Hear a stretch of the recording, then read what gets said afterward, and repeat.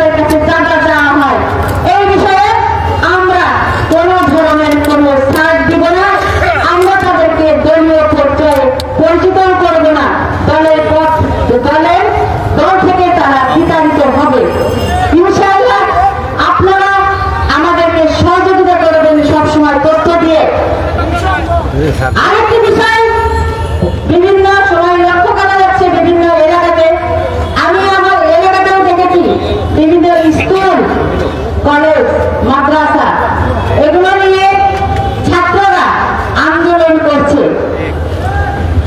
আমি এই মিটিং এর আসার আগে ইহানের সাহেবের সঙ্গে কথা বলে এসেছি,